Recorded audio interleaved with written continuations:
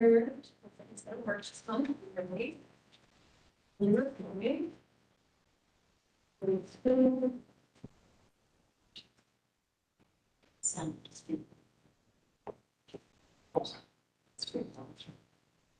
right, you're good to go. Lovely. Welcome everyone to the June 27th, 2024 installment of the UIDRB. Are you guys ready to be sworn in? Do you swear affirm to tell the truth, the whole truth, and nothing but the truth? I do, Stephanie Kinsler, planning division. Thank you very much. Meeting minutes from the previous, I'm call the roll. Mr. Fleming, Yes. Ms. Gunzelman, Yes. Ms. Parker. Here. Mr. Reeves, Yes. Mr. Sublette, Here. Mr. Samansky, Present. and Mr. Mather. Yes. We have a quorum. Did everyone have an opportunity to review the meeting minutes from last month? I did. I Any- approve. Do I have a motion? Can we circle back to the overview of hearing format, just for anybody's out here that's not a regular attendee? Okay. So for anyone in the audience, the way that we'll conduct the meeting is as each case is called by the chair, I will read the staff report and scroll through the materials. And then the applicant will come up and be sworn in, and if they have anything additional to add to what the staff report said. And then if we have any public speakers, we do have speaker slips under the TV closest to the door. If you could complete that and then bring it up. When the case comes up that you are interested in speaking in, I'll give that to the chair and you can come up and you'll have 3 minutes to speak on the case. And then we'll turn it over to the board and they can make any comments, ask questions to the applicant or staff, and then take action if it's an actionable item. Okay. Thank you. Did we get through the meeting minutes? We did not. We did not. Okay. Do I have a motion? Motion to approve. I'll second that. There's a motion by Ms. Parker, seconded by Mr. Reeves. Approving meeting minutes, Mr. Fleming, Yeah. Ms. Gunzelman, Abstained. Ms. Parker, Yes. Mr. Reeves, Yes. Mr. Sublette, I believe that's the meeting I missed. yes. Mr. Samansky, Yes. Mr. Mather. So I was. Motion carries. Are we off to the races? Yeah. We sure are. Then let's start with UID 24-06-01, 2465 North High Street. UID 2406001. This project is for review and action on 2 new illuminated channel letter wall signs being installed on the south and east elevations of the storefront for the submitted drawings. Here are the submitted drawings. These are dimensions here. The applicant has noted that these will be mounted using border joints. This was very close to being staff approved, other than the size of the lettering. It's just a little bit too big. This is cycling showing this elevation and then here. And then you just have the permit arrangement that they submitted. As such, the proposal is generally consistent with the recommendations of the University District Plan. The plan recommends internally illuminated letter signs that have simple messaging and are logical and complementary component of the overall building design. The plan also recommends that the signs not permanently damage the building. The proposal is consistent with these guidelines. However, the proposed east elevation sign exceeds the size specifications in the plan.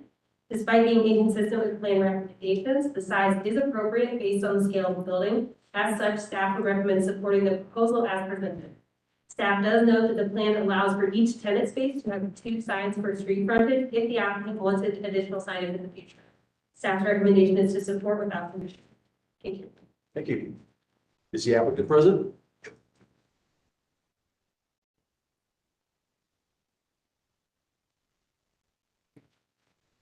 And you need to swear in, do you swear affirm, tell the truth, the whole truth, and nothing but the truth? I do. Do you have anything you'd like to add to the city's? No, that she kind of covered it. I'm more than happy to answer any questions you guys may have, but she made it kind of cut and dry for me at least, but yeah. I'll open it up to the board for any commentary on that. You guys say Scott, but yeah, I mean, I concur with staff. The east side is too large. Primarily because of the way it sits on our architectural background. I'd advise reducing it in size so that within the total width is within the ornamental architectural panel Okay, I mean, it looks like yeah, I mean, that side sign is 7'2", the east one's 11 foot, so it's plenty big. So somewhere between 11'2" and 7'2", I think you could get a sign that works better with the architecture. yeah, I mean, with that, we kind of based it off the previous sign that was there. You can kind of see it was illuminated light box. It did have channel letters above that as well. So in regards to that, I'm pretty sure that's something we're gonna pass. okay, yeah, we were just basing it off of that, for the most part, as far as the size of the lettering and everything like that. But, yeah, I don't know. Anyone else? I think he made a very good recommendation in terms of the production. I mean, Stephanie, I think I'm good doing this as conditional approval with, they can submit to you with a revised application. Does that sound reasonable? And the condition being that this sign fits within the Yes. super here. Yes. All right, so I move that the application is approved, but the condition that the east sign is reduced in size so it fits within the decorative panel workboard. And the applicant will submit the revised design to staff for approval. What if they went above that decorative rectangular structure there on the building? No, I'll second that motion. That was a motion by Mr. Fleming, seconded by Mr. Reeds for conditional approval, staff approval condition that the east side be reduced in size to fit within the decorative brick panel work. Accurate. Yep. Wonderful. Mr. Fleming, Yes. Ms. Gunzelman, Yes. Ms. Parker. Yes. Mr. Reed. Yes.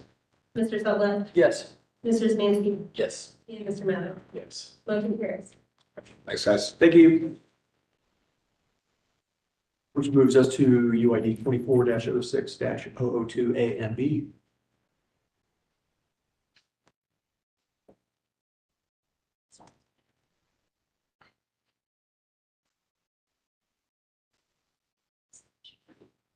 It's very good. Yes, I did. Oh, Sorry. Sorry. Okay, it was too late in this, but. I'll put that. Okay, I'm sorry. Lack of oxygen was messed up. UID 2406-002 A and B for 2169 North High Street.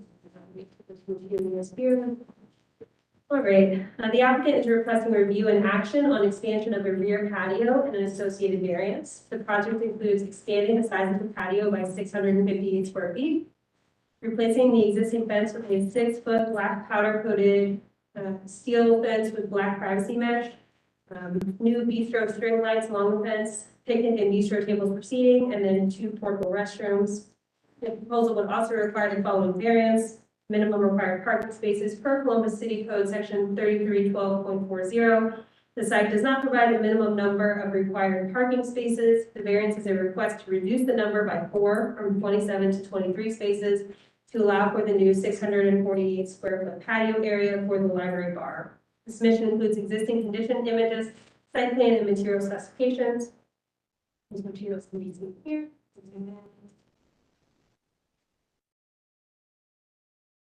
Here is an elevation of the fence detail.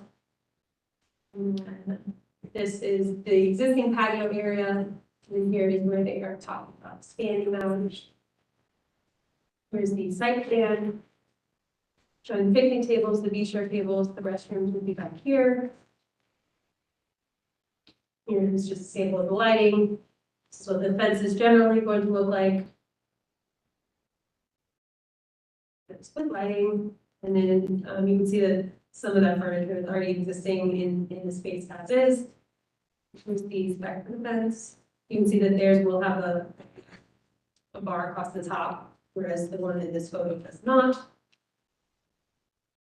And then here's just showing where the fence will go around the site. So upon review, the proposal is generally consistent with the University District Plan. The plan recommends outdoor spaces that complement indoor dining and drinking uses with clearly demarcated boundaries using high-quality material. The plan also recommends that lighting be high quality and complement and enhance the space. The proposal is consistent with these recommendations. While the plan also recommends parking be provided per code standards, staff is supportive of the requested parking variance due to the nature of the use, as well as the availability of parking nearby and access to transit.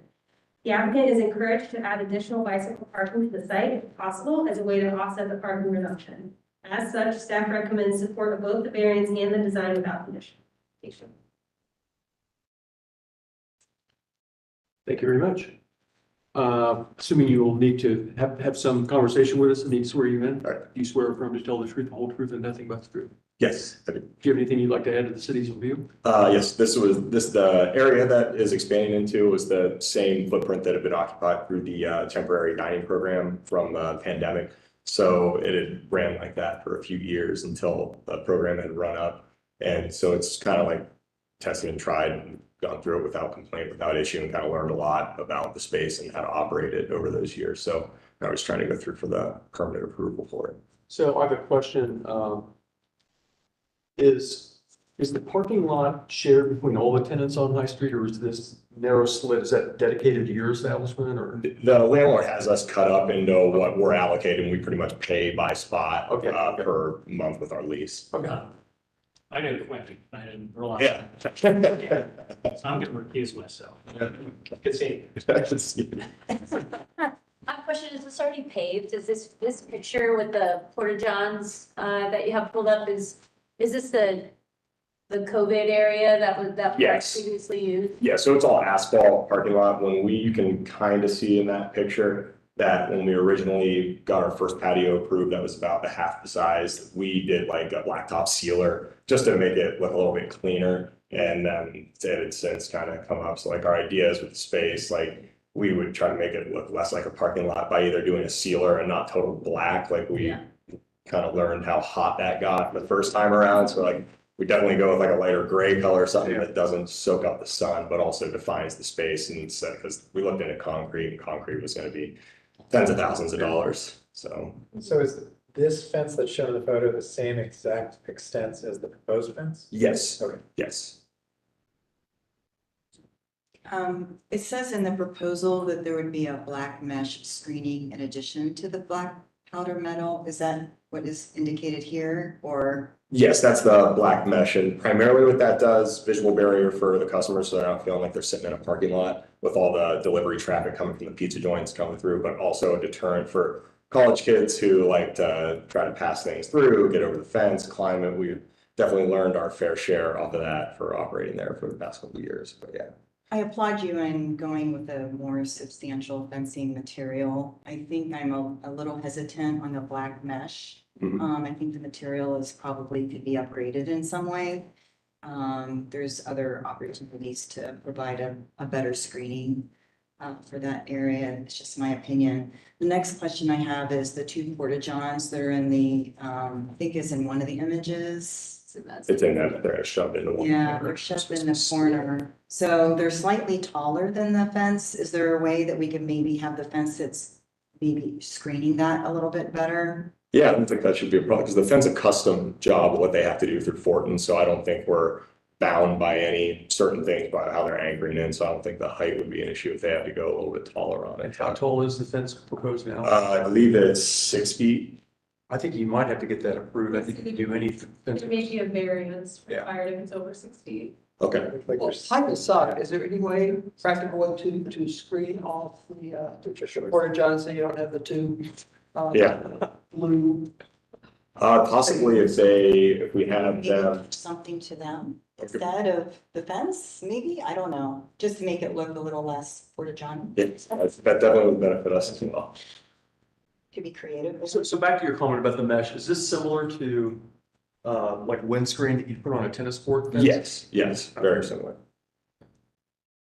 Before they had we had one of the liquor suppliers or Corona, they had a partnership with Ohio State, so they custom printed a white one that had Corona and Ohio State logos that wrapped it, but the white got severely beat up over one like football season, just from the wear and tear. So we're like, the black was the one thing because people are spilling drinks, tossing stuff, and we're like, what will not show any discoloration? Because they spent, I think it was Surely they're not doing that. yeah, no, not the library. But like it was like $4,000, I think is what they had to spend just on a custom printed mesh screen. And we're like, they can't afford to do that every year, and we wouldn't want to ask them to do that. So it was like the Amazon black mesh was the best, quickest solution to that. But I'm not sure what other things I've seen will definitely open. I mean, anything that adds to the visual aesthetic, we're like, that's why we're going for the better sturdy fence. We're not trying to be confined. We want to get this thing done once and do it right rather than keep having to spend the money to redo it and redo it. Certainly. It's, for me, it's kind of hard seeing this without like any, like, there's like no vegetation, there's no landscaping, and like, I understand that these are college students, it's just a little tough knowing that. I mean, but if you are taking parking spaces away, so it's not as if you're taking away any grassy area. I just think that if you're looking at alternatives to screening, sometimes you can do that with plants, so, that could be something interesting to look at. We had potted, like big potted trees when we first got, because we were running everything. It was beautiful. How'd that work out? They got a little bit confused about what was the porta-john and what was the potted plant. So I asked this question as well. their lifespan wasn't great, because we still do, like, we have ferns that hang off the wall, off the back of the building, but at least those are out of reach, so they can't really get to them. But when we had the big plot, we had like little evergreens in them and stuff, and they quickly went from green to brown in quick fashion. Unfortunately, no matter how many trash cans we put behind them, they became the trash can. Just to clarify, is this section of fence here similar to what the new would look like with the black mesh, just for? I'd say visually, yes, that's what the look would be. That was the first aluminum fence when it was in COVID and couldn't get anything, so they sent us out. We didn't realize that it was going to be almost as sturdy as if it was made out of recycled beer cans, but it quickly didn't last as long.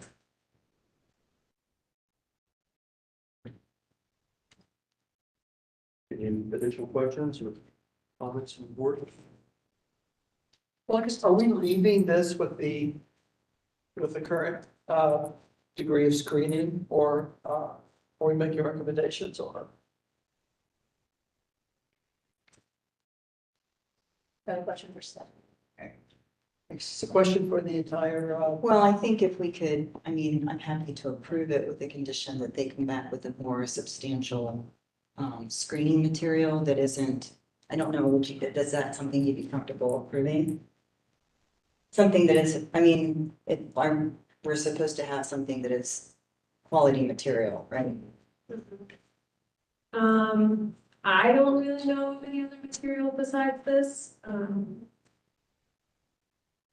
I mean, if you all would be comfortable with, you know, I could ask some other folks in the planning division to look at it to make sure that it's a quality material, but I, off the top of my head, am not gonna know if they submit someday that it's gonna be, the material. I think the question is more, would you do, like, they have dark vinyl, That's, you know, fences there that are opaque, on a black or a fence like that, it's gonna be some type of red screen, because you have to let. what, yeah, Eric. Go through all of that, so I don't know that it would be, in my mind, more of, I do think the visual aspect is important, both for, not as much for them looking out, but even just looking in. And so, And we did talk about well, I looked at a lot. the concept. Yeah, part of me is just like, just do the normal fence, but We did talk too about like why they did not want to do like just a 6-foot, you know, wood privacy fence. For some of the reasons that we've already discussed and the maintenance of it over time, but we did look at the black mesh would not be our first choice either, but we understand the reason that they're proposing it, so. And we've done solid, like before, like banners, because suppliers always want to advertise game day stuff, and they tried doing the vinyl solid banners with the slits in them that would let air through. And the fence panels, Yeah, even with sandbags and whatnot. So this has been the only thing that really kept the structural integrity, and it's not blowing, because it's a big wind tunnel back there on certain days. Something like umbrellas, if they're not anchored down, they'll end up Mary Poppins all the way over. I would tell Fort and Iron that you're gonna put a windscreen on it, because in a former life, when I worked in Kansas City, somebody at the city, they had a big bowl complex and they put windscreen up on 6-foot ball field fences that had not been designed for it, and they had a windstorm and it literally laid down about a mile of fence. So We saw that same thing happen at a little bar, our neighbor. They have the fence that goes around the whole corner lot on Norwich, and the entire fence blew into North High Street on a game day. And we're just like, it's like we're suffering the same fates, fighting the same battles. The other thing is, why we didn't push too hard on it, was that this is completely screened from like High Street, you're not gonna see it. So that was kind of our reasoning, but.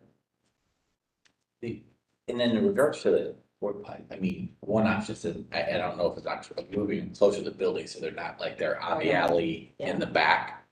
I mean, I get that there's positives and negatives of that too. But I do agree that like constantly having it on the backside and seeing that it's not.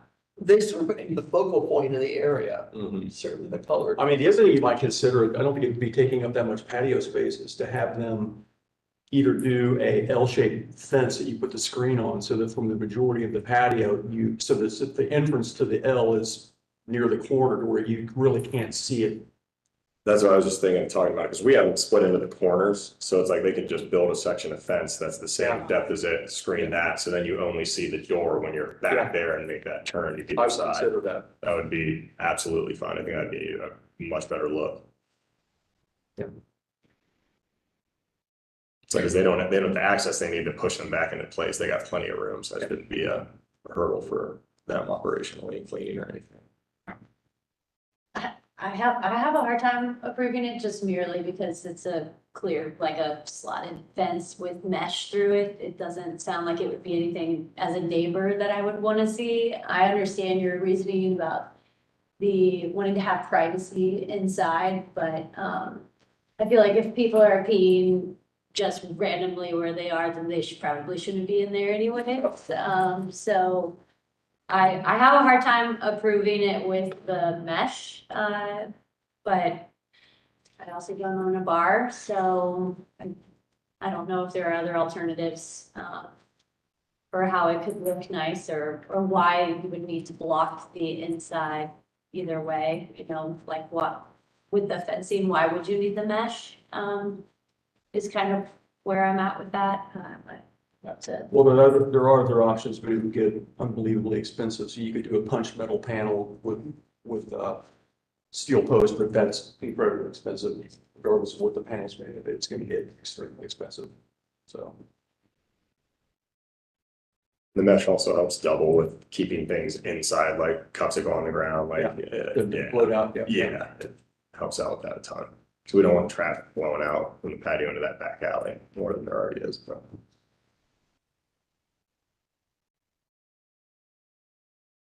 Do I have a recommendation? So we need to vote on two things. We need to vote on variance. And then, so let me ask you this stuff. If he can do a taller section of fence to hide the porta johns from the alley, can we pre-approve a variance for that? Because if there's a way that he would not have to come back, or is that something that if there is a variance requirement, the city cannot do that without coming to us, right? So he would have to come back. So could we cut that one off at the pass? And I don't think you can pre-approve a variance. And I don't think I can staff approve any variances, even if you said I could. So, I don't think there's a solution for that one. If you're talking about something higher than 6 feet, I don't think there's a solution. I do believe that will require a variance. Yeah, I think it does. Yeah. Okay. So we couldn't then say if he can do a slightly taller section just for that and fruit, it's have to be part of the submission. Okay, gotcha. All right. The other thing that I don't know if that would be considered fencing or not. You know, if you just put a condition on the application that the porta potties be screened to full height, and that maybe that's an enclosure that they can build that's not a fence, but you know, something inside the fence that is not fence, But that would be kind of a toss-up is when it goes for permitting, if they say this is a fence, you need a variance for it. That's the only thing I could think is to just say that it needs to be screened to full height and then let BZS say whatever screening they come up with. Because I'm thinking, you know, how we screen dumpsters to full height with the board-on-board 6-foot thing. Yeah, something's gonna have to be sticking up above 6 feet to do that, so you're gonna need, right? So, What is your schedule for construction? It's a 6-week turnaround, so Fortin gave us from fabrication to installation. Could we, if we want to approve the variance and approve the fence with the condition that they return for appropriate screening of the porta johns? And then you could change and ask for the 6-foot. I don't know how that works. You could definitely act on the variance separately and they can move forward with the variance process because that is a whole separate thing outside of us. Yeah. So you could approve the variance and then you could, But then they gotta go for another variance. Yeah. And you could, it sounds like we're a little bit far away from being able to do like a conditional approval. Since I think we want to see whatever the solution is gonna look like, so I would say you could act on the variance and then continue the application and they could work on a revised site plan and show some type of screening and you could talk to BZS in the meantime to see if that would, you know, and create the need for another variance. Then when you come back for the continued application, if there is another variance, you could ask for that at that time. But I think with it, what I'm hearing is it sounds like everyone is okay with essentially the style of fencing, but the additional screening of the fencing sounds like a concern, and then the enhanced screening of the porta potties may also be concerns that I'm hearing. And then maybe the inclusion of some green things, if possible. Be nice. That would be my thought, is you can act on the variances, continue the rest of the application and let them maybe take another month to figure some additional things out. And see if they would need a variance for whatever screening they provide from the porta potty. I think that might be the more prudent path, because you're gonna have to come back anyway. So, I know it's not what you wanted, but I think that's what it's gonna be, so. We need to vote on and continue, well, let's do the variance first, so you need a vote, need a motion on the variance. I move to approve the variance. I'll second the motion. That is a motion to approve by Ms. Gunzelman, seconded by Mr. Mather. Ms. Gunzelman, Yes. Ms. Parker, Yes. Mr. Reeves, Yes. Mr. Sublett, Yes. Mr. Smansky, Yes. and Mr. Mather. Yes. Motion carries. And then we would need a motion to continue the design of the application. I move to continue the application. I'll second it. It's a motion to continue by Ms. Gunzelman, seconded by Mr. Sublett. Ms. Gunzelman, Yes. Ms. Parker, Yes. Mr. Reeves, Yes. Mr. Sublett, Yes. Mr. Smansky, Yes. and Mr. Mather. Yes. Motion carries. Thank you. Do you feel like you have what you need to work on a revised design, or is there additional clarification or feedback you think? I believe the main strategy is finding the way for the screening, but then going ahead assuming that that is gonna have to require a variance for the height, because to be able to screen it, so we'll just operate that way, just find something height appropriate for that nook that those will be sitting in. Yeah. And then, It's inside the fence and it's more of an enclosure. That might work, right? Does it That's what go I was around the wondering, fence? if that would require a variance. Still high, yeah. No, that would be the question for BCF, is whatever solution they come up with, checking in with them before they come back, so that they don't have to come back another Yeah, time. yeah. for another variance. So I think, the other thing go ahead. It's just so it doesn't feel like you have two porta potties sitting there at the back corner. Like, I mean, if they were up front, I think you could put some Yeah. screening in there, like, just so it doesn't feel like you've just thrown, that's more permanent, doesn't feel like you have two porta potties just out in the open. And avoid variances altogether. Yes, that would be the best way to go.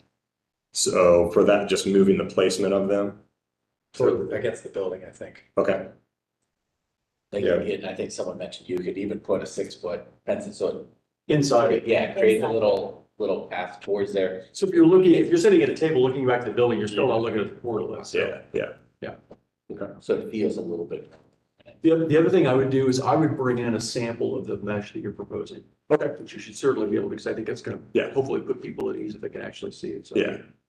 Yeah, it's actually like, I'm not gonna say it's like beautiful because it's mesh and it goes on a fence, but it's very, like, as the back of the rest of that whole alley and parking lot looks, where the storage pod and dumpsters and everything, it's probably the nicest thing back there, so. So, but yeah, it's, you know, just really nice material and everything, so.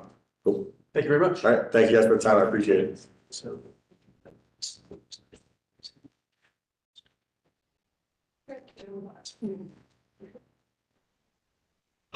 Okay, Let us gather Mr. Fleming.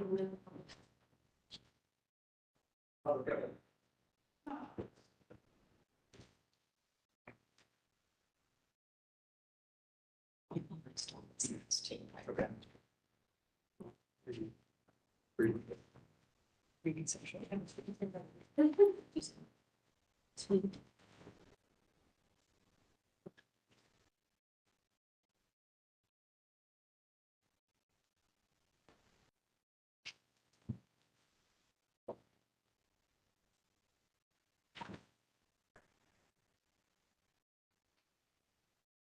Which takes us to UID 24-06-003, 1972 North High School.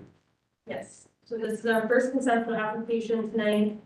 UID 24-06-003 is the applicant is requesting conceptual review on a proposed demolition and reconstruction of the McDonald's restaurant and associated surface parking. The submission includes demolition plans, site plan, elevations, and a rendering. So for those reviews quickly. You can see the existing building there, aiming to demolish and the seating up front. And they're moving to build a new building here up to the street and then some surface parking to the rear. And we have some elevations and then showing some material selection. Side. We have a couple renderings. One rendering. So upon review, the proposal is generally consistent with the University District Plan. The plan recommends a variety of uses on the site and that new construction be compatible with the surrounding area, as well as be of high quality design. The plan also recommends that pedestrian connectivity be prioritized, buildings be located close to the street, and that parking be to the rear. The proposal is consistent with these recommendations. However, the plan also recommends that bicycle parking be provided, and none is currently shown on the site plan. As the design progresses, staff recommends the applicant work with building and zoning services to determine if any variances will be required, as well as review the University District Plan guidelines for materials, lighting, landscaping, and graphics, as that information was not yet available for review. Finally, staff notes that this parcel is subject to the new zoning code proposal, in which, if adopted, higher intensity mixed use with no parking minimums would be permitted and could be supported on the site. Staff does not have a recommendation, as this is a conceptual review. Thank you. Thank you very much. This is not the one we have any public. Yep. Okay. Need to swear you in? Do you swear affirm to tell the truth, the whole truth, and nothing but the truth? Do you have anything you'd like to add to the city's commentary? Well, no, I appreciate the synopsis. That was very thorough. Thank you. I guess just another overview. This is not a change of use on the site. It's been a McDonald's since 1965. Which is when the original building was built. And as you can see in the demo plan, it's currently pushed pretty far back off of High Street. The client is finding that the current McDonald's, they want to have it be a little bit more friendly for courier and Uber Eats, that sort of pickup, and also a lot more pedestrian friendly off of High Street. So that's the motive to push it towards the street. We have been working with the client to adjust their design standards a little bit to fit a little bit more within the university district. We've raised the parapet height to the minimum requirement and sort of changed the proportions of their typical McDonald's style so that it can fit a little bit more along the existing condition on High Street. Certainly hear your note for wanting a little bit more of a mixed use environment, but it's just not in the budget and not something that the client is interested in pursuing. They're really interested in pursuing just a straight McDonald's, which has been successful since the 1960s, and they want to continue it with that. So looking forward to hearing your feedback and your comments. Thank you very much. Mhm. It's definitely one question for you. Is the parking lot a separate parcel? Assuming it's owned by some.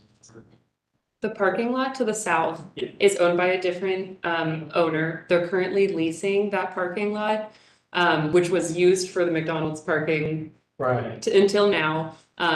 That is no longer becoming an option for them, which is another reason why they want that small surface lot to the rear, which, as Stephanie mentioned, right now, it's about 2 parking spaces under the minimum required for the current zoning, but if the new zoning takes effect, which we're anticipating that it will before we go into construction, then no parking would technically be required, but I mean, you can put no parking spaces there and I wouldn't care. yeah. Because- I was gonna say, I have to believe most of your customers walk to the, Most of them walk, yes, Yeah, or I'm bike. mostly interested in seeing because the parking lot itself is kind of crappy and whether or not, as a condition of this, that some action might be taken with that, but that, We're hoping so, but we can't speak to it. I mean, from my standpoint, it looks good. I mean, I think the scale, the height design is all pretty nice. It's kind of, as you said, the masking fits.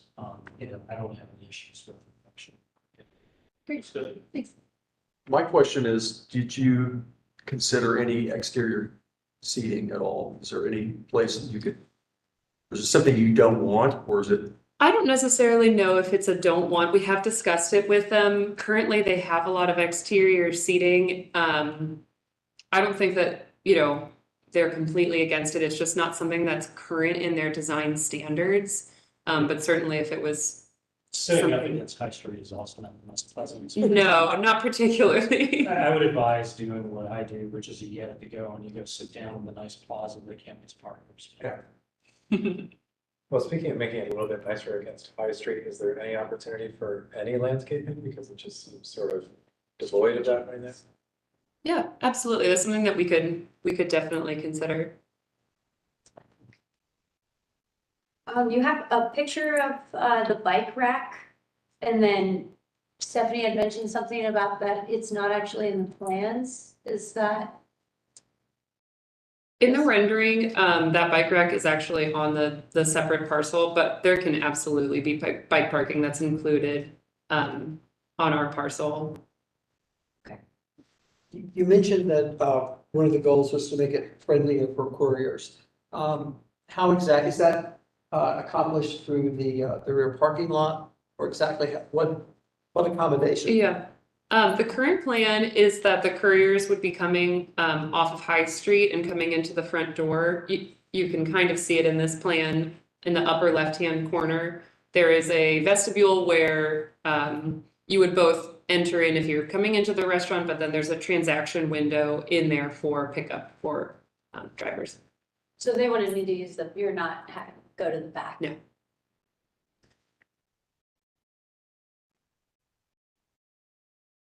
And staff parking would happen and occur in the rear at this point? Yes. Is that what you're thinking? Okay. I agree with most of what the comments have been said. I think it's a great improvement, obviously, to what is there current. I would like to see some street trees or something to soften the space. Mhm. Yeah, I really will miss that billboard.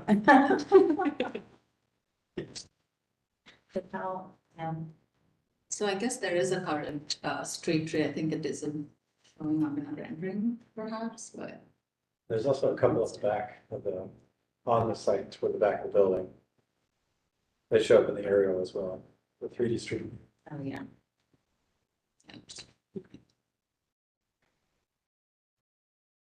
Mhm. Yeah, I definitely agree with the landscaping aspect. That would be really nice to see as well as the parking for students to lock up their bikes when they go in.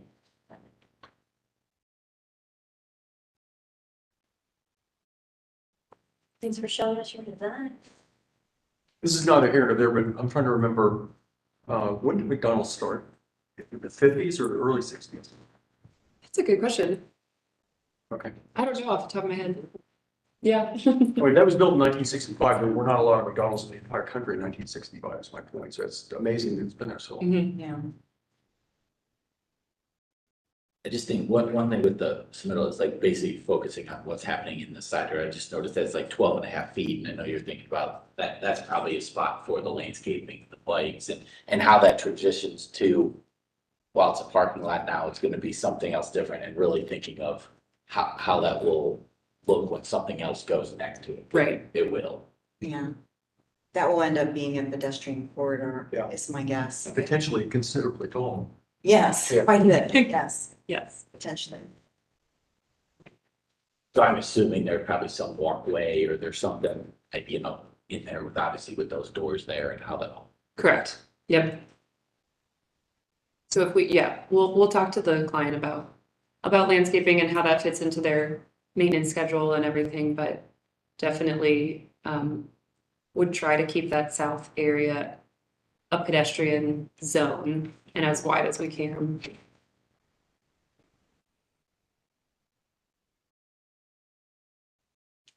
You feel like you have adequate direction or Yes, yeah, thank you.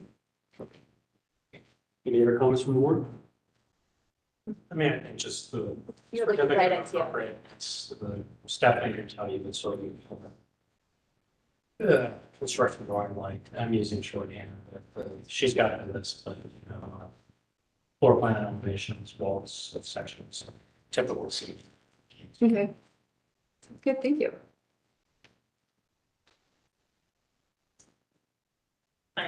Was that directed at me? No. Okay, good. Okay. Just like. Yeah, yes. I do have a list of what was required for this to like be to the level of being actually. Sure, okay. Thank you very much. Thank you. Okay.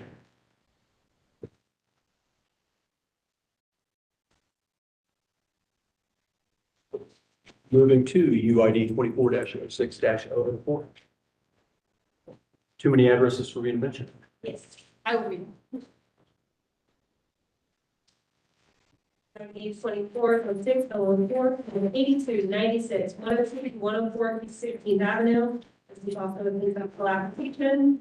The applicant is seeking conceptual review for the design of a new residential building. The proposal includes the demolition of the church building on site, construction of a new 5-story, approximately 317-bed residential building with amenity space, terraces, covered entries, and first floor glazing, street trees, as well as parking on a portion of the first level. The applicant notes the following changes from the previous review. We have a landscape plan now. The balconies on wall deck at the corner have been removed and replaced with Juliet balconies. Caps above the entry at the 5th floor balcony have been redesigned to be thinner. The trim at the 5th floor has been removed. Gray fiber cement has been called out on the north elevation to articulate the difference between the building sides. The middle townhouse has been shown with a gable roof and dormer. Townhouses have been articulated further to show the difference. Landscaping has been updated in the renderings to match the new plan. The 4th floor band was changed from cast stone to brick row block to minimize building looking too layered. From previously right there would be comments.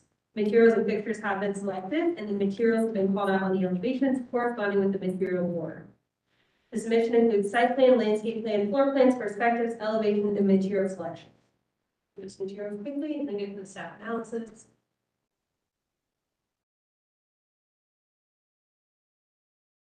This is the existing site.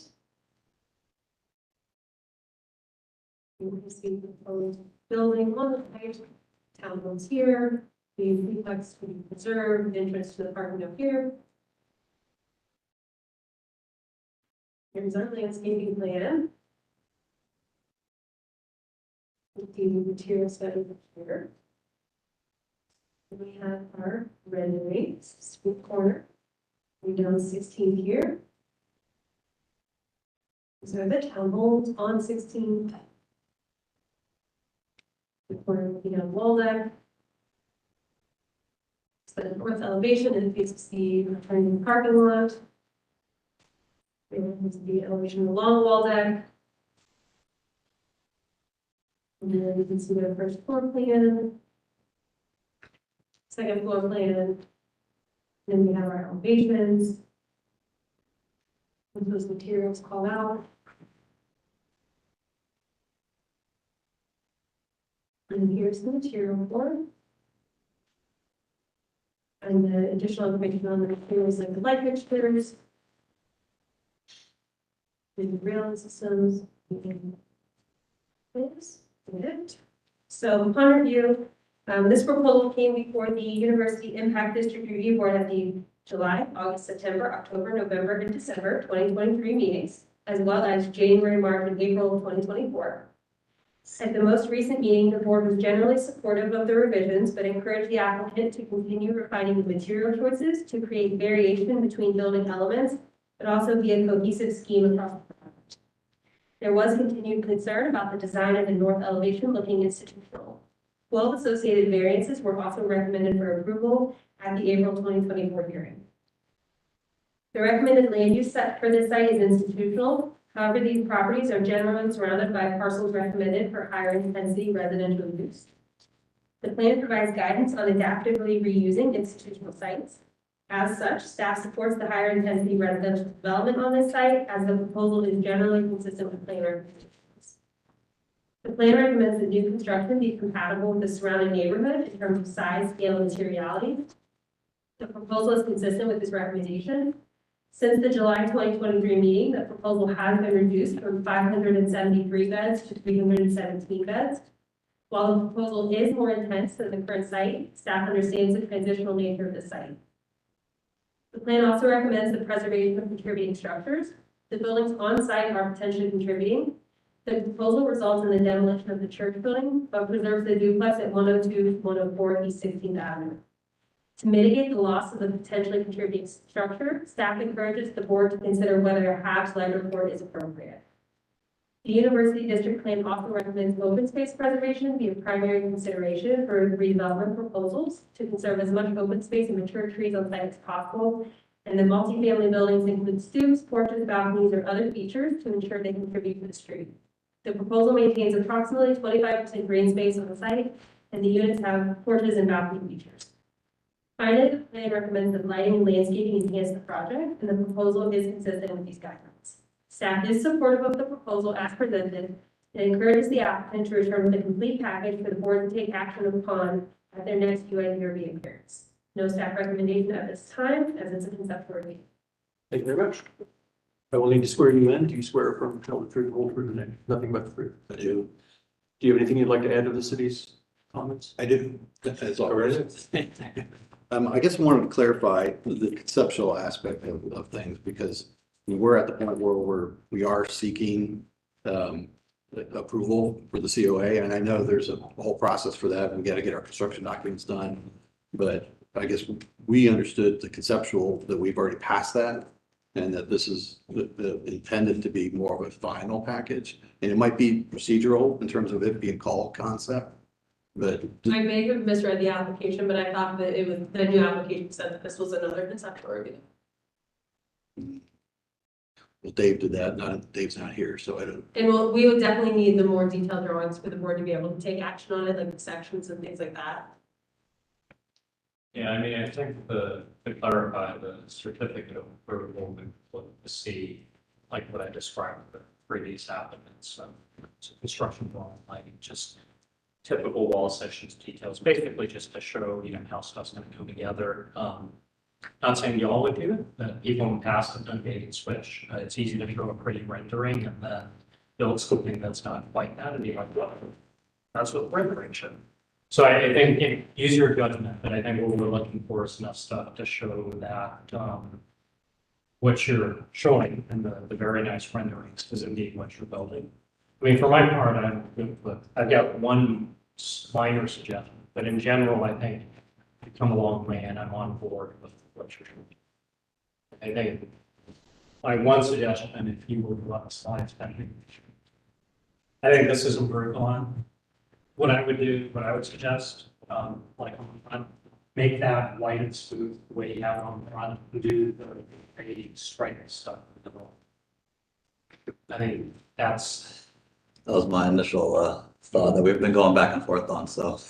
it's just sort of, it's a little murky. Other than that, I'm good with it. I think you've come a long way. I think the scale is good. I think the aesthetics good. I think you refined the kind of balance between the pieces and the unity is a as a matter of protocol and just in terms of what we've asked of all the applicants, every other applicant, in the time that I've been on the board, that's what you have to provide. But I mean, I'm not gonna go backwards from here. I'm on record, so if I do, you can call me out. So I guess I understood that we have to submit our construction documents, and we are in process. We just are submitting our 50% DD documents tomorrow. Actually, we're collecting them tomorrow. They're going out next week. So all of this is in progress. And that's intended to be done in September as we go for a building permit. So I guess I understood, maybe wrongly, that we needed to submit all of the information that goes on the actual exterior of the building. And then the final step would be the execution of the construction documents. It's my understanding that you would be able to submit 50% DD level documents. I think the biggest thing with missing here is just building sections, wall sections, maybe technical detail. Yeah, Stephanie's got the list. I mean, however you would slice it, right? Whether it's 50% DD, 100% DD, 30% Cs. The point is, you're not submitting the full CD package. You're submitting representative components that provide some assurance of how you're detailing the building thing. And then it provides a way of us knowing that what you're going to build is what you've shown. So you could advance those things, right? No one's going to look at a several hundred page construction drawing set, but you might get some representative wall sections, typical head, sill, jam details, those are openings, and say, here's how it comes together. It's got brick, board, and whatnot. I mean, I think the materials board is pretty. I think we'll be close. I think the submission deadline was like next Friday. Obviously, that's more or less a holiday. Is there any leniency in that to get, knowing that we'll probably have that by Wednesday? Can we go into the 8th, 9th? I'd have to look at the calendar, but so just to expand on what Keone's saying about the process so we can fully understand. So we don't have enough information today for the board to take action. But you don't, even if you come back next month with I'll give you the list of the materials they're looking for. Even if you come back with all that, we wouldn't issue the COA based on those drawings. So you would still go and finish your documents, and then you would, once everything is finished, then you would submit for us to issue your COA on the full package. So if you're not planning on doing that until September, until that package is, like, we stamp your permit set for the COA. That makes sense. So if that helps with the timeline, and maybe you just want to wait to come back to the board until August, as your drawings are further on. Basically what happens is the board would approve your project based on the materials that are required, and then when you're ready for permit, you submit the final permit set. After you've worked everything out with everyone else, I review it against what the board approved, and if everything's consistent, then I would stamp it and issue the COA at that point, and then you would submit for permit. So I guess for clarity's sake, is our concept plan basically approved? We don't do conceptual approvals. I mean, you're hearing on the rest of the We can go through this today. You can get the Yeah, feedback I think from that's what we'll do. people that, hey, that is Keone said, it's our word. Hey, we agree with this. Please progress, and you're going to bring back this with everything else for the next meeting. Yeah. And, I think if we're there's not gonna be like, anything, oh, by the way, I think if there's any other details beyond like what is on the list that you maybe you're looking for that we could include. I mean, I don't know if there would be, but. I mean, on the application, there is the wall section. It tells you specifically. Yeah. So you're just going through that and saying. Okay, I just didn't know if maybe anybody here would have a unique, like, oh, whatever, like at the entrance arch, like, let's, I don't know. I don't, personally, I don't see anything based on the renderings that are here that I would want to see specifically. Okay. Seems all very standard.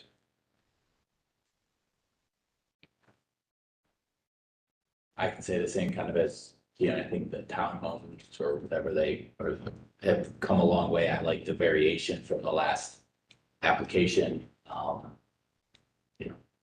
think the building size and scale has come into where it should be to me, and something, maybe it's just a rendering, the white, what I assume is a hardy panel seems a little stark, but I may look, but I'll leave that really to the architects. I'm not gonna get into that great detail.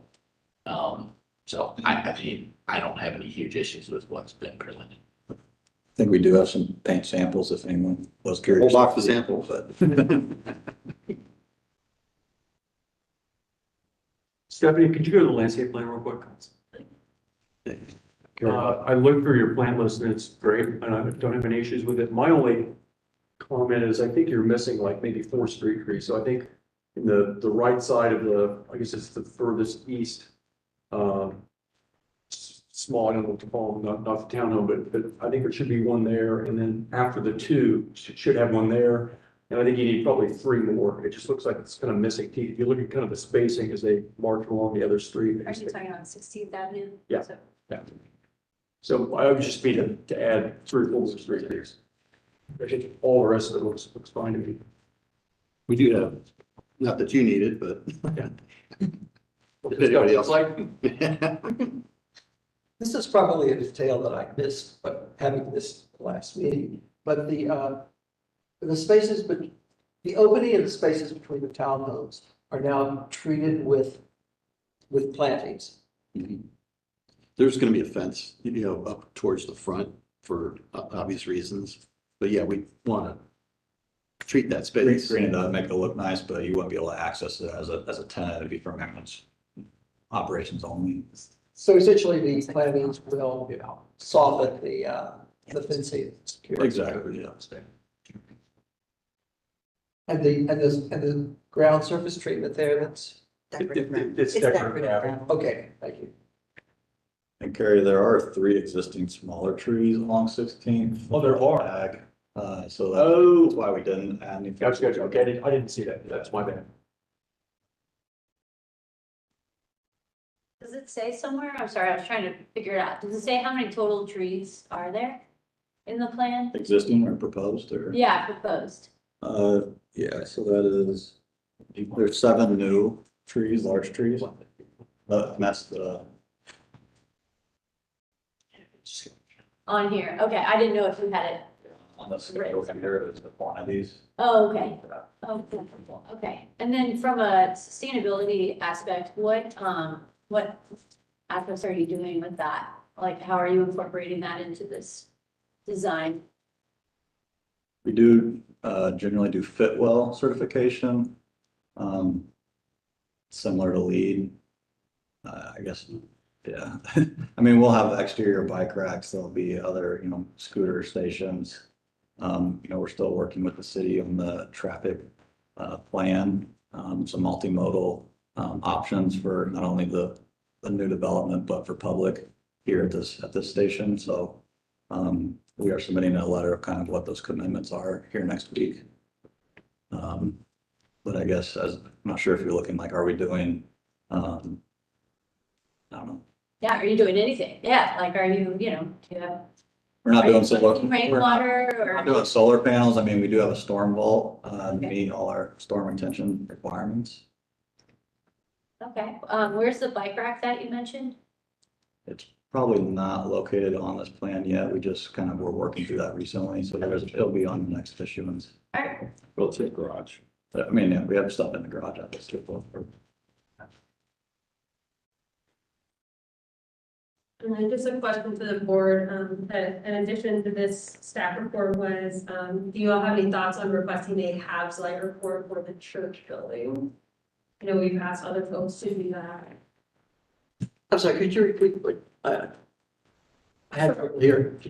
So we added into the staff report for you all to discuss whether you thought a HABs light report would be needed for the church building before it's demoed, because we have asked other applicants to do those reports for buildings, potentially contributing buildings on sites that are being torn down. That's a historic American building survey for something that is registered. It's a really large, detailed thing where they're looking at all aspects of the building. There's a lot of photos. They look at city directories, things like that. We often will, for buildings that are not registered in that way, we often ask folks to do a HABs light report, which is just an abbreviated version of that. We had Mr. Overley's project that was at Woodruff a few months ago. We asked them to do it for those 2 houses, so. that's where the light falls, right? Is that? No, This is basically just documenting the building, before it's torn down for historical significance, even though it's not registered. So we have information on it in file, what the building looked like, who built it, who occupied it over time, things like that.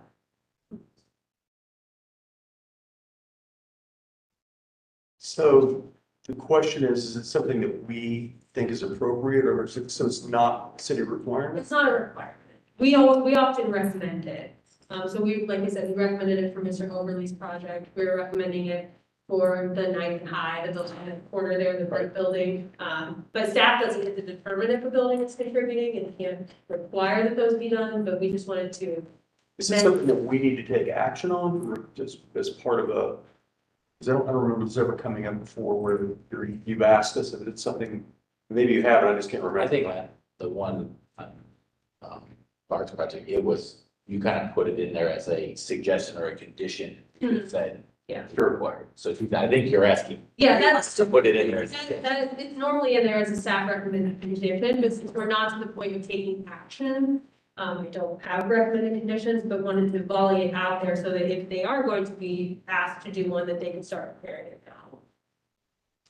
Does anyone have any feelings on that? And I know we've discussed the historical significance of this building over the last years we've been reviewing, so. Well, I don't think it's the building that's the historical. I think it was the inside components that people were talking about, the historical preservation piece of it. But the building's not registered, it's not in the historic district. I think just from hearing the public that we've heard kind of speak on behalf. I don't know. Where do these documents go? Like, do they get stored somewhere? We keep them on file.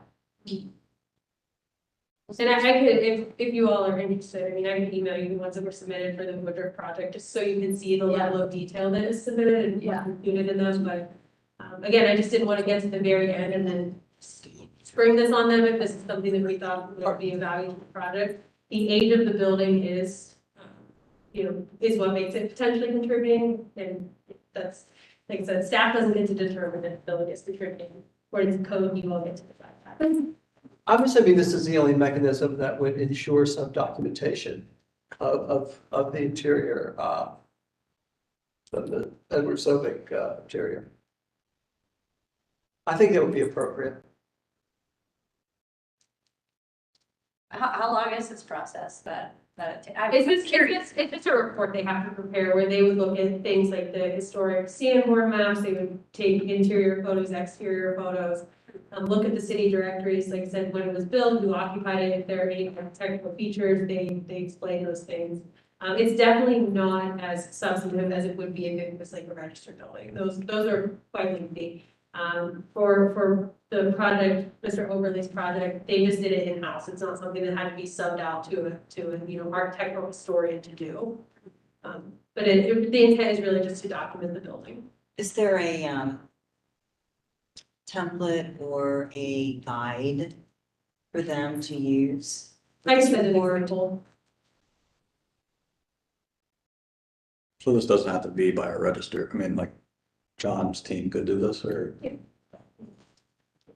So it seems like it's a property condition report, but much easier almost. Pretty much. I think the one that was done for the Woodbury project was photos, essentially. I mean, I have samples I can send, but like I said, the one we just had done, it's not like they had an architectural historian do it. They didn't have to bring in a special consultant. It's just a matter of looking at the resources available in a lot of photos. I suspect they already have a lot of the information. It's just a matter of compiling it. yeah, I would say it sounds like it's something that I'm happy to commit to. I'd like to see the example, but it doesn't seem like it's anything crazy. It's definitely something that was you and the city feels would be important to do. I mean, I don't think it ever hurts. We're not gonna get the building back once it's gone.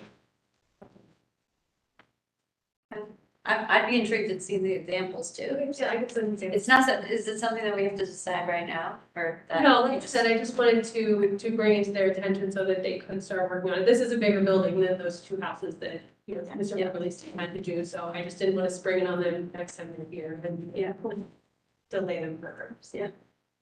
Sounds great. That is kind of a good segue though, just for the interior. So, Tim and Doreen here, thank you guys for helping set up some meetings. They met with Chris Sawyer. He's with the Columbus Architectural Salvage Group. We also had Habitat for Humanity walk through. Both groups are extremely interested in a lot of pieces throughout.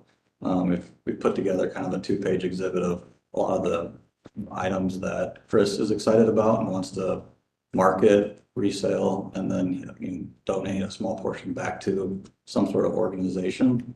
That organization still to be determined. And hopefully we're working with Tim and the group and Doreen, we can establish what that organization might be. But I think they're eager to get started. We're eager to get them started before anything tragic may happen. And obviously we're looking to close on the land in September. So we got a little window here to do something. I'm sure you get the initial investigation was dealing with the logistics of the deinstallation and storage and the cost involved with that, which will be important in terms of the basis of a final determination. And I really, since she is here to hear me thank her, thank Doreen for really carrying the ball for the commission in investigating the possibilities. I think a lot of it is a lot of it is loose furniture, the stained glass and some of the other elements. We've had some people walk the site, they do abatement and light demo. So they're more qualified kind of carpenter guys. They're willing to help through this process. So I guess really I'm looking to maybe get some approval to start that with these groups. And so I guess that's the request for this internal piece. I know it was a condition as part of the UAC zoning approval that we got a month or two ago. Anything interior is really not the purview of this board. I mean, we do have, we're talking about preservation and things like that in the HAPS report. I think it does sound like the board would be interested in you all doing the HAPS report, so definitely making sure you document those things before anything happens with them, but anything interior is not just something they can condition on. Okay, yeah, there was a condition at the UAC as part of the approval, so I just want to make sure that we're satisfying that before we move forward with anything. And I mean, happy to do this HAPS report prior to as well. So continue to keep the open communication and documentation and move forward. Any other comments from the board? No? So We do need to come back one more time. Is that what I'm hearing? I would just check in with Steph regarding the specific list of what, I think you're really close. I think there's just a few things that are, wall sections and a few other things that are missing, and I think you're gonna be done, so, okay. I'll send you the list and the same HAPS report. Okay. And if we could just check on the deadline, the due date, I think the 5th is a Friday after, obviously the 4th. Mm-hmm. Anything else? I think so. I appreciate it. Thank you very much. Thank you.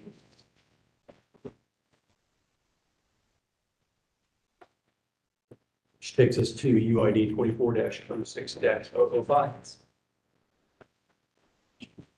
Yeah. Oh. You are free to go.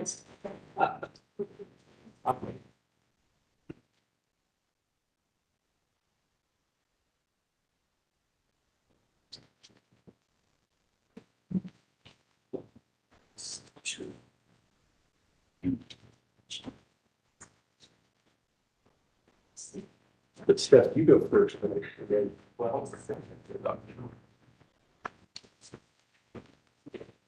Careful.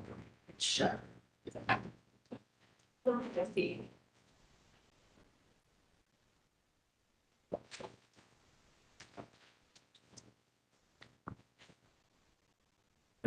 the drive.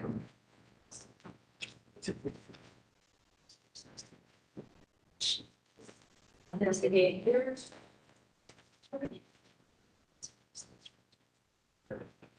Okay.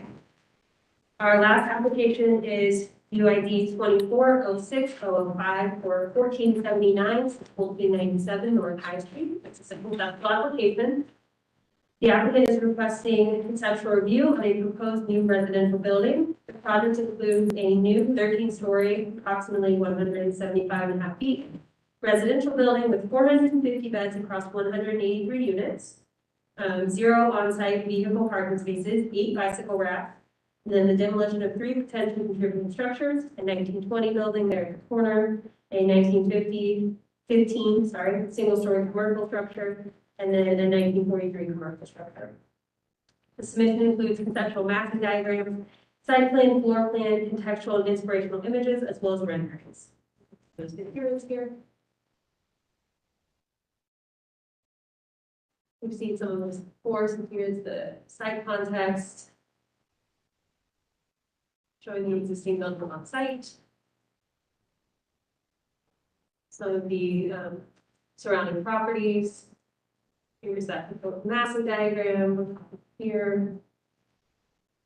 Inspirational images of mass timber buildings, interior and exterior. And then here is the evolution of the design. If you recall, we started at 15 stories in March. And here we are in June at 13 stories with some additional articulation of the facade. Here is the first floor site plan. You can see the townhomes. That lobby space here, the amenity space on the first floor. Here it is zoomed in. We talked last time about that rear kind of reception area as well. You have the bike storage and that loading zone for folks who are waiting on ride shares and things to pick them up. Showing a fitness space on this first floor. Here is the second level. You see that exterior amenity space that wraps around the front, forming that front porch area.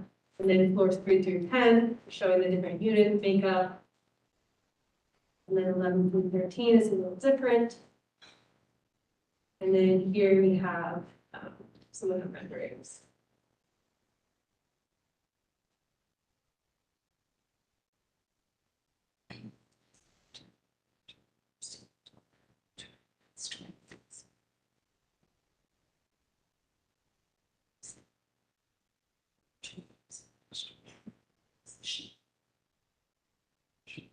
Upon review, the application was heard by the UITRB in March, April, and May 2024 hearings. At the most recent hearing, the board recommended the applicant add further articulation to the facade to help break up the massing of the building. The proposal is generally consistent with the University District Plan. The plan recommends that new construction utilize high-quality materials, building articulation, high levels of transparency on the first floor, street trees, and public art. The proposal is consistent with these recommendations.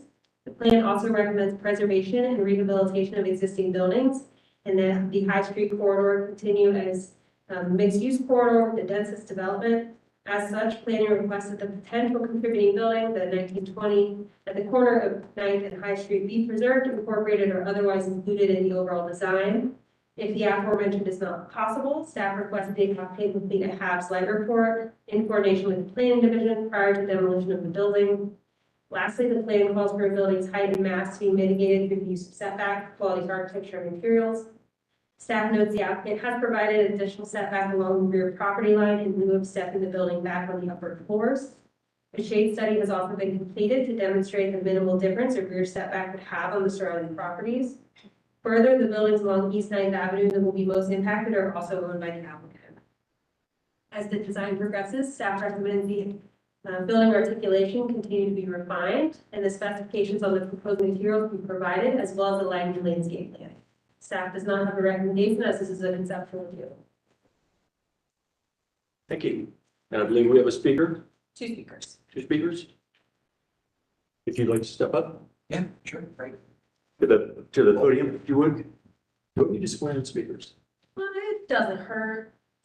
I do need to swear you in, I think. Do you swear affirm to tell the truth, whole truth, and nothing but the truth? Yes, I did. Please go ahead. Great. My name is Michael Wilkos. I live in 218 East 9th Avenue. I love this project, and I just want to commend the developer for working so well with the neighborhood. I want to commend our UAC representatives here this evening for the work they did on the project. If you could go to the previous slide. Yes, slide 24. I do have a concern about, so I'm a regular walker of High Street. And with 8th and High, which now currently we have like a lobby and a fitness center, the Verve is kind of a lobby and a fitness center. Even at Uncommon, which is now, I think, 9 years old, more than half of Uncommon has never leased its ground floor spaces. And neither the Verve or 8th and High have leased any of their retail. So I understand that retail is a really hard sell. But what I'm a little concerned about is it's rather dark experience as a pedestrian to walk by this street. And so the fact that the building is being designed as a lobby and a fitness center, not to have retail, is a little concerning for me, because I think as more and more people are living on High Street, there'll be greater viability, hopefully, for retail and other kind of active uses. So I would just like to throw out the idea that this building would be different because the entire ground floor of the building would be private uses internal to the building, and there's no public interaction of that ground floor with High Street. And I think that sets a bad precedent. If the building will be designed like that on the ground floor, I would like to encourage that ground floor not be smoked glass. The other thing that I know we are all concerned about is the rise in people experiencing homelessness in the community. Recently, I walked High Street from 9th all the way down to the Cap, and on one side of the street, I counted 17 people sleeping on the sidewalk, and you can count every building by the design of where that experience is going to be. And so if you go back to slide 24, I think it is, where you see that ground floor. The other concern I just have to throw out, anywhere where you have protection from the weather, You're not gonna where get you wet. have that setback, I have concern for you that you're going to have people who will naturally gravitate to that space. And you might find a problem with that kind of setback. Even in that rendering, that setback seems rather dark. And so I'd just like to encourage proper lighting in that setback. And maybe even that brick wall could be another place where you could put some art to really activate the street. So again, I'm just most concerned about the way the building interacts with the ground floor, that it be transparent, that there be some public use to it. And even if that means the fitness center, which may be there for years, if there were even doors that were designed so it could be refit for retail, even if it may not come for a decade, I'd rather see those doors there, even if they're not functional for a while. And then lastly, with that grasses that I see that would be between the sidewalk and the front facade, that also is a new precedent, because I've not seen any other building on High Street where there's landscaping between the front windows and the sidewalk experience. I'd rather walk by and see people working out than have those people working out be shielded by some landscaping that, when it's not in season, just won't really interact with the street. So it's really about making that street experience be the High Street that we want to have in the future. So thank you for listening to mine. Just so you know, we actually commented at a previous meeting that if recognizing that the obvious concern about leasing retail space now, but is there some portion of the ground floor that could be converted at some future date, which they're, I think they're looking to. And so, like, just again, right now, between the Verve, 8th and High, and this building, it's lobby fitness center, lobby fitness center, lobby fitness center, and empty storefronts. And then, you know, if the blood bank, which I know had a proposal from Peerless to do that project. You know, I don't want to see another project with a lobby and a fitness center, because then there's 4 lobbies and 4 fitness centers, and High Street becomes less interesting. So thank you. Thank you. Thank you. Great project, though. I'm sorry, whereabouts are you located? I live at 218 East 9th. I live a block and a half off High Street, kind of like just on the other side of the High Line. Okay. Great. Thank you. I'm Michael Milligan. I live on Euclid Avenue, just across the street and walked in. I did. And Michael actually covered most of my concerns here, that the engagement with the street is not there. The landscaping, I feel, sets the building apart. We're not part of High Street. Keep moving. It's a white space. Don't go here. And it's just difficult to imagine myself walking up and down the street right outside my door. That my wife looked at it and said, geez, it's just a big black hole. Later. She didn't like the size. I don't have a problem with the size. But she said if this is going to be one of our prominent buildings for a while, it needs to be more beautiful and lighter. So much to invest in that street. And I think that is pretty much what we had. We'd like to be able to go in, but to just sort of engage the space a little bit more, have it be more engaging for people who are good with it. And more neighbors can bring. Thank you. So now I think I need to swear you guys in. You swear firm to tell the truth, the whole truth, and that's the best truth. I do. Okay. Would you like to add to city's review of the progress, Sure. right? I'd like to start to address those comments Okay. just a little bit because we did, as you pointed out, Carrie, we did say that we would be designing all of the spaces on High Street so that if there was a retail use that could come in the future, that it could be switched out. Right now, we are using it as a fitness center. And then the coffee, or the lobby we are calling like the coffee shop, it could potentially be like sold or just for the residents as like a cafe and study area for them. But if somebody does want to come in and use it as a retail space, then Yeah, we have the first floor very much geared. I mean, we had conversations about how it would be staged, what would have to be done. So our entire mechanical team and operations team have it all situated and configured. So at some point in time, if we wanted to put a retail type use into it and it was appropriate, that could be accomplished.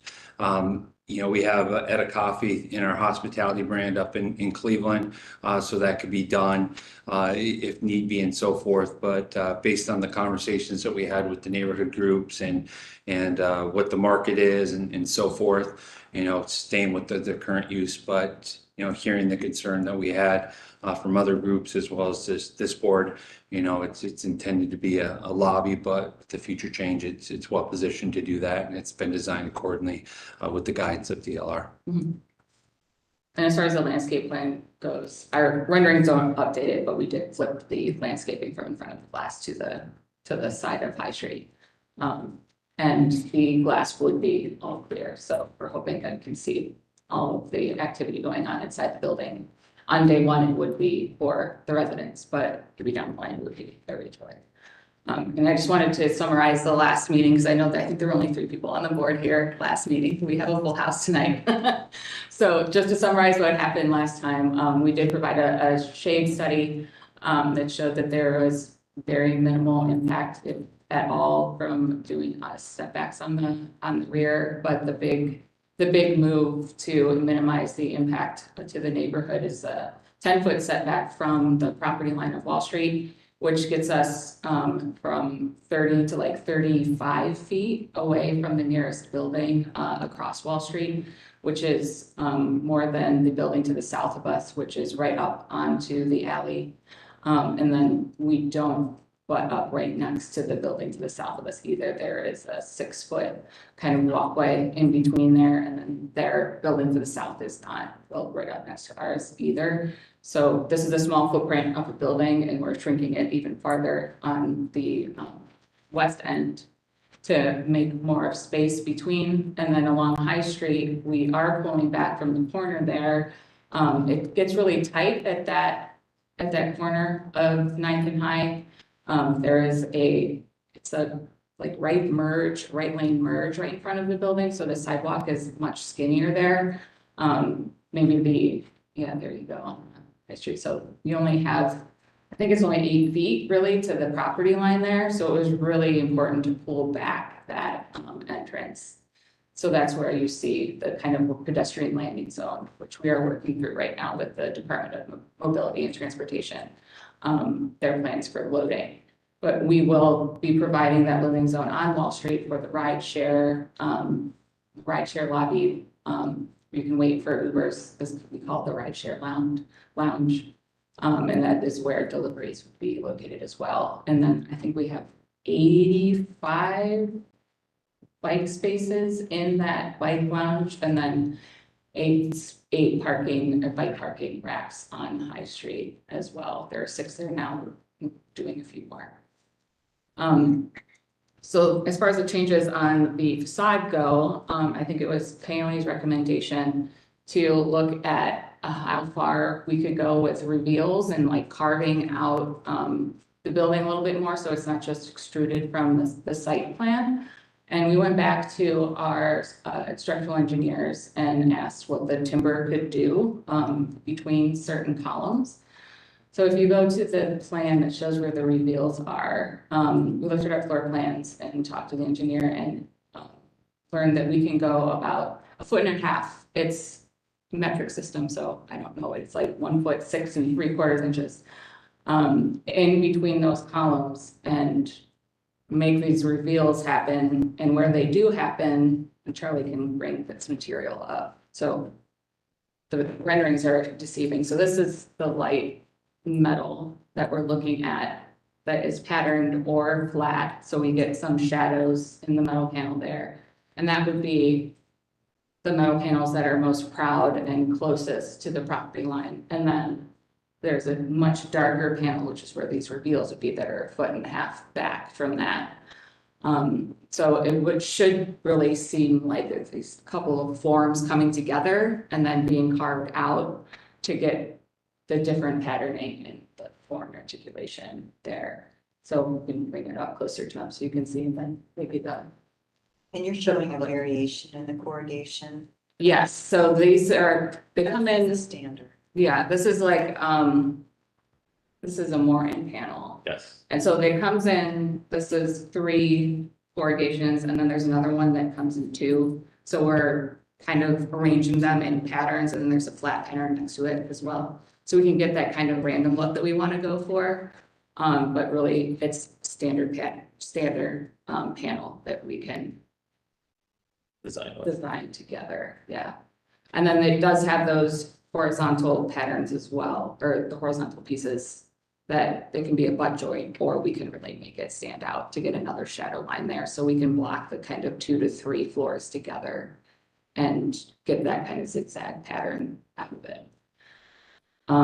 We did change the top 2 floors a little bit as well. We were showing some more glass up there, but didn't really like how that was looking. So right now we're proposing that these, it's hard to see in the renderings, but we've provided a few with different lighting scenarios, which is not really real how the sun is lighting it. So, but you can see that the lines in between these metal panels are continuing up.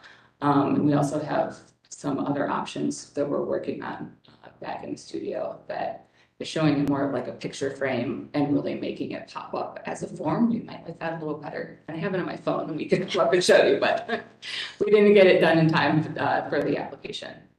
So that's where we're landing now. What's the panel for me? So I get that the corrugation is more, and what's the other one? That is a flat panel. It's Moran and it's this color here. Flat panel, so it comes together with a reveal joint. Yes.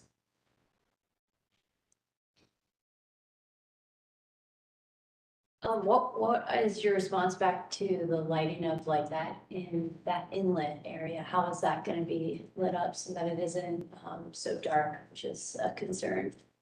It is concerning if it is really that dark, but it's hard to tell in the rendering. But it is 20 feet tall, so I don't really think it'll feel like it's covered much because it's so high up in the air.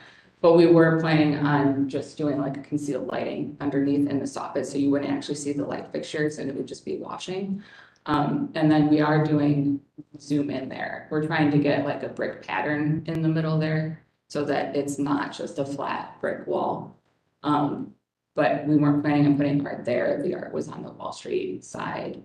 Kind of wanted to maybe reserve that for a sign potentially. So you know where you're going, or the address potentially there, but I do intend for it to be very well lit as it's the entrance to the building. At one point, Keanu, sorry, go ahead. I was just gonna say, for the actual application, would be crucial to submit a lighting plan. Yeah, yeah, we will. At one point you had suggested maybe using the brick from the previous building, and I know Keone had said that wasn't really something that he was. He doesn't care about that. But I did really like a nod to the previous building. I thought that it was really nice and a good effort, and I don't think that should be something that you completely take off the table from one of the. When you knock down that building, the brick is gonna be blood, it's not gonna be usable.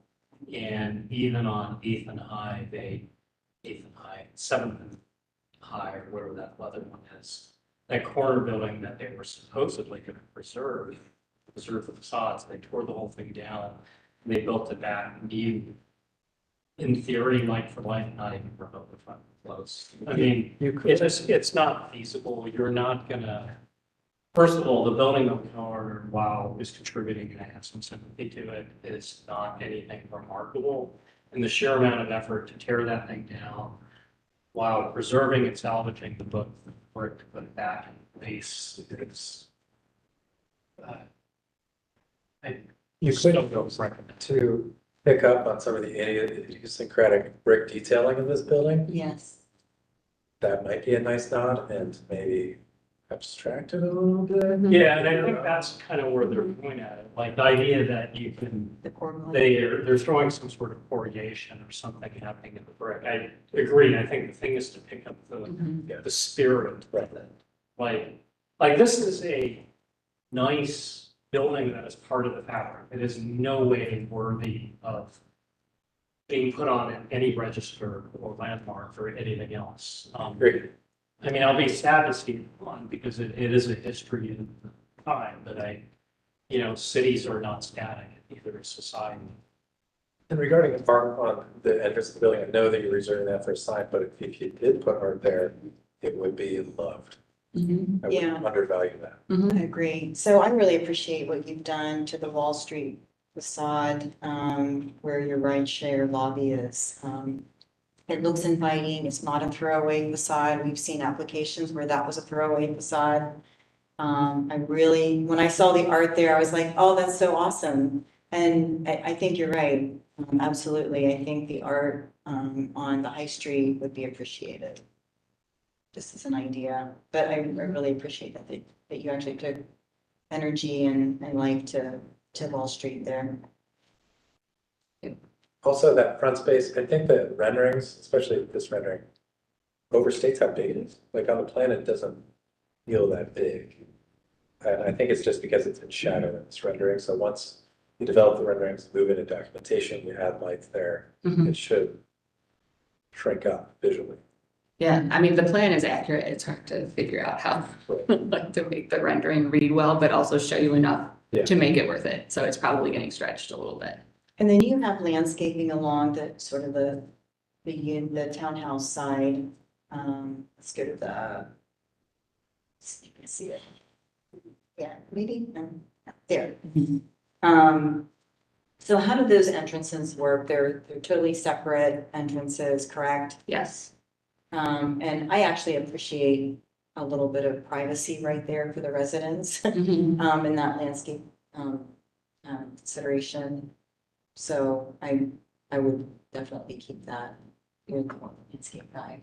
Yeah, so our next submission will have the plans of those townhouses, so you would enter into, it's a very small little courtyard behind that landscaping, and you enter the door on the side, and then that's like your living room side, so there's like a bedroom that is further back, so it's not right up next to the street, so we're trying to push any private spaces as far back as we can. What do you have dimensionally from the, I guess it'd be the north building elevation of the curb, plus or minus? So we have got 2 feet from the front of the townhouses to the property line, and then 9th, I think, is 12 feet. So we are proposing landscaping along 9th as well. We just haven't gotten to that yet. I have not. Was there a comment about accessible parking? Am I thinking of the right Yes, place? yes. Yeah. We are in discussions with the department as well to get an accessible parking But space. you can't parallel park along Ninth, correct? There's a bunch of parking there. Yeah, there's right on the, Yeah, so it's one way, so. yeah, Okay, gotcha. we're gonna ask for one of those parking spaces to be converted into an accessible space. Okay. We've had preliminary conversations already about that. Okay. They can't put any trees in that right away. Sure. We are proposing trees there. I think there's 6 along 9th. If you go back to the rendering that's looking southwest, so I don't really know what to do with Michael's comment about providing a covering, a dry covering for me, it's like it is. But having said that, so I don't have a solution to that, but I would consider, I know this stuff isn't done yet, but changing the material for so as you cross the threshold of the building, that there's something, an initial nod to like, what a cool building it is. So it's not just concrete that runs all the way up. It's it literally, you're crossing a threshold that, I don't know what it wants to be, but not concrete. We pay. I'll get it in there somewhere. As we're talking more about the transparency at that street level. I hope that the architecture that people see when they look in will be architecture, will reveal something of the unique nature of the construction. Mhm. And I know that you've, I've seen photographs of that sort of space from other buildings that you've built. And please tell your story in that way as well. It's a great comment. Yeah. It's our intention.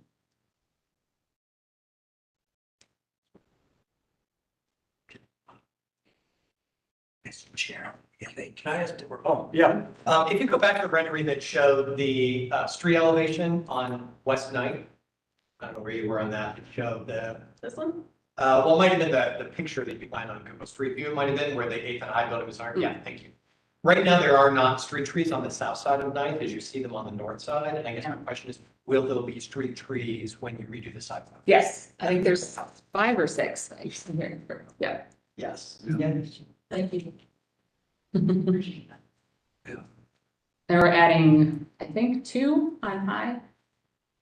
Maybe 3. I can't remember how many are there. Might be 3. Yeah. Because the 3 down below are. Right, existing. so 3 are existing, and then I think we're adding 2 or 3. Yeah, our intent really is, once you turn 9th, to me, even with the scale of the building, that those townhouses really integrate into the neighborhood, that really flows through it. So with the use of the brick and so forth, when we talk about kind of that connectivity with the history of it, is where it flows into it. So with the landscaping and the trees and so on, that from a walking perspective, it just goes into it. And that's the vision that, when we're going through the process and not being an architect, I think DLR under Amy's leadership has really captured that for us and put us on a good direction to accomplish that. So, often when we see townhouses or something like this, it's almost like something that just gets thrown on as an ugly facade to an exterior of the building. And when they came back and did this into it and incorporated, it's really exceeded what our expectation of what it could be, and it really flows into it, and I think it creates a great connection. And as was stated, then when it wraps around to the Wall Street, it sometimes when I first got these, I got confused on what side was the actual real entrance from a Main Street entrance to a rear entrance, so it's turned out real well. Especially if you go to Wall Street now. Yeah. You have to walk in the asphalt. There is no sidewalk. Yeah. And it is not fun. Yeah. Yeah, and it really, Yeah. and the other part too is that if you were to go down that, it really forces then the investment group to make some needed improvements in regards to, if you turn to the right, then it forces, investment, encourages investment, right? Then it pushes that drive. you might have mentioned this in a previous meeting, and I just can't recall. So at the primary entrance, on this shot, that is exposed wood, is it not? It is. How do you get away with that? Is it just special coating on it, or? So yes, it is. It's called micro CLT, so micro rug cross-laminated timber. So it's kind of like you leave the formwork in the concrete. It's wood that stays on the exterior of the column. And it'll match the wood that's in the building. It's the same wood, The row columns reinforced concrete. Yeah. just on that floor. Yes. But Yeah. but it'll go right through to that one you see on the second floor. It will go exactly the same.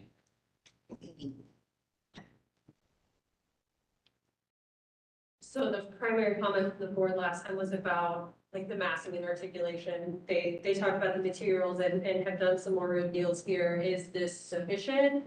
Is there additional comments on? That was my comment, but I guess I'd be curious to hear what the other architects work on this thing. Yeah, I mean, I appreciate it.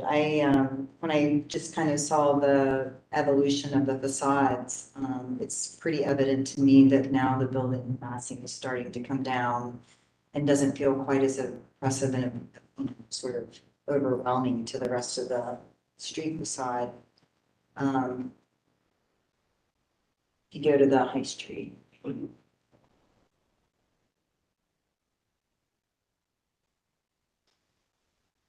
mean, obviously the corner becomes the iconic corner, right, tower.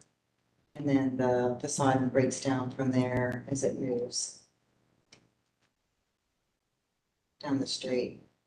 The top, and the top is, you said that's corrugated panel? You No, said we were planning on doing the flat panel Flat and the panel. darker ones, And the but darker carrying the kind of lines up still.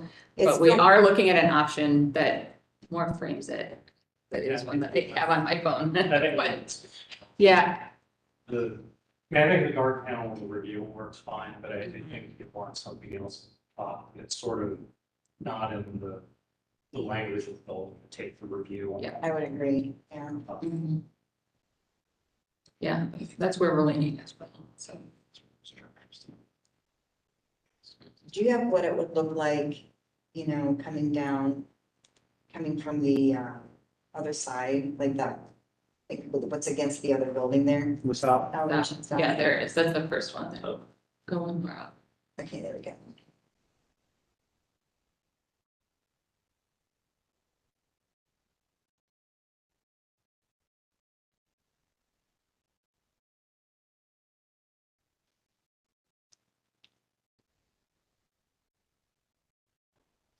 I really appreciate the tones on the project between the brick and the metal panel and then the black, and then the wood tones. I think they all work very well together. It's a nice, almost chocolate peanut butter thing you have going on.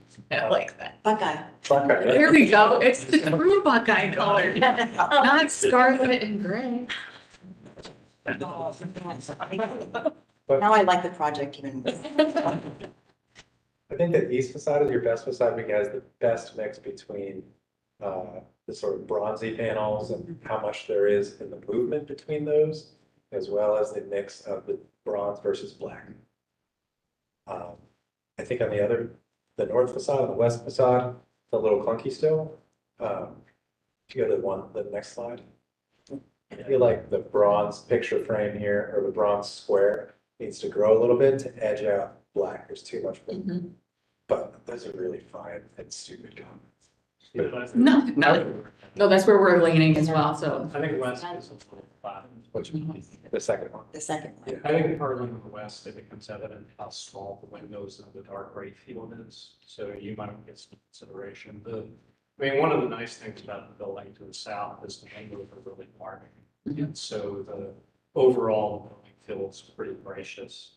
I think the danger you run into is if you have these small narrow windows, you're gonna start looking like those lousy 60s dorm towers that I've seen. So, And there's a little bit of, like, if you were able to push the window back a little bit to create an illusion of depth for those windows, that would make a big difference. So right now, they just look very flat against the facade, Yeah, and that's right. it's very repetitive. Sorry, Kim. Yeah, but no, I think it's just I would agree. I think east is looking pretty good. I think some minor refinements to what you do top there. I think, north and west probably use the same level of attention. In general, I think, I think it's evolving. That's Agreed. from a structural standpoint. Yeah, you mean structurally, from mass timber, massing, everything, we're evolving, because I know Tony last meeting in regards to reveals and so forth, how we're doing it with the reveals, the setbacks. I just want to make sure your concerns are addressed. I think my main concern was, you've got a 12-story building on site, and if you don't start to do something, then you get big expanses of wall, right? So how do you start to create a little facade to break up the scale and make it read a little better? And I think Stephanie, go to the west. That is the west, it's hard to find the shadows, yes. East. I think on the east, it's, I think it's starting to all work, right? You've got the base, you've got relief here, this sort of breaks it up. Okay. The tower, you've got the staggers, and you've got a little bit of depth between where the window and the panels sit. Assuming we're not exaggerating rendering sake. And, I think it starts to read well, and I think by comparison, it's going to go to the west. I think to Dan's point, the balance is not quite as good here, right? You get a big vertical slot that's pretty flat, and you have a big slot here that's pretty flat. So I think it's just, you need to figure out how to take what is sort of working well for you on the east and apply it to the west. So, yeah, that's kind of, in general, I would say I'm looking for more, but I think there's some fine tuning. Yeah, and ultimately, where I'm going with my question is from our last meeting, from a structural standpoint, we were talking, moving the mass timber grid and what we could or couldn't do. And at one point, we were talking height, potentially changing heights and different things. We talked about a number of potential significant moves. And from a standpoint, if that type of reveal addresses your concerns, I think from a standpoint, that provides us the comfort to give Just DLR, further- yeah, further. further. It gives You're us asking whether or not you have to like actually move that. Right. So from I guess you could say from a artistic freedom from a standpoint, then, allows us to tell DLR to say, do what you do real well now and go, forth, because we now know what the boundaries are from a design standpoint, and they can really do it because we know from a structural perspective that we know what the levers are that can be pulled from a design standpoint. So, no, that's great. And Yeah, I think we We're can totally excited. take these comments and apply basically what we're doing here to the Mhm. other side and finish off the top in a similar way. The top on the Buckeye. Yep. Yeah. I'm gonna call it that. I'm gonna call it that. No. I think it's to your point, I would say, I don't know if you want to do it, like, one way of looking at it is, Sorry. like, you could, if this was going to be dark gray, you could push it back to be in line with the reveal, so that this pot is back. Mhm. That is one way of doing it. I wouldn't Mhm. I wouldn't expect a huge setback, but I think, Yeah. maybe, or on the west side, you could push that back so that that's that crowd, but Mhm. that's, Yeah. I'll figure out. I don't think you have to do huge setbacks. I think I think what you're starting to do, like, forms, I think giving it a nice life from my perspective. I guess I'm curious to hear what other folks think. Yeah, I was toying with the idea that we should have a setback on it, but, I mean, I'm balancing that with also what the structural system can do. I think it's an important, addition to Columbus to have a different type of structural system, employed here, so I'm really intrigued about how we can make that work. I think to Keanu's point, the bronze metal panel and the windows in the bronze metal panel have a character. Black stuff has a character, and I think what Keanu's trying to say is if you push all the black stuff back from the bronze stuff, you create two different systems, and they're wrapping around each other constantly all around the building, and then you have brick, so you have these three systems that are all intertwining. And Keanu's main point, I think, is creating enough of a distinction between the black stuff and the brown stuff so that it's easily legible for everybody in Columbus, Mhm. not just the people on this board. And that's the whole goal. So if that's pushing it back or making the windows have a little bit of depth in the black, whatever it may be, I'm sure we'll figure it out. Yeah. I think it's, well, but it's the legibility, Yes. the architectural concept. Mhm. In the Buckeye. In the Buckeye. But we may want to keep the, Buckeye reference subliminal. Now, I just really want to have some Buckeyes now. That's all. Yeah.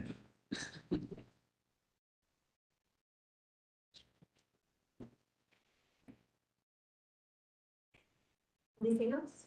Do you all feel like you have enough to support the?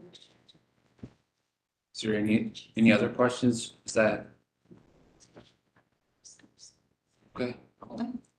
Oh, great. I'm good. Appreciate the feedback. No, this is Appreciate it. really helpful. Very I helpful. can also send you all the list of materials for preparing for action. Just- That would be great. Thank Yeah. you. Appreciate it. Thank you. Thanks for coming back. Thanks. Yeah, thank you. Have a good fourth. Okay, you too.